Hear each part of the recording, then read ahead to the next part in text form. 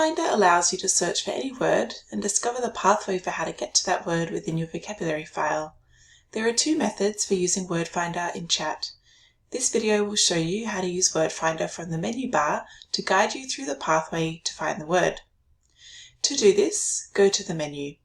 You can do this by swiping right from the left side of the screen, by pressing and holding the back button on your physical device, by pressing the three dots in the speech display bar, or the menu bar on the top of the screen if you have this enabled as an option. Select Word Finder. Type in the word that you are looking for. The sequences will show up below the search bar if that word exists in your vocabulary file.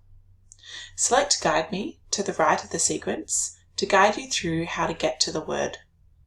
All other icons in the vocabulary will be greyed out to draw attention to the pathway you selected. Select the highlighted icons to locate the pathway for the word you're trying to find. Jump.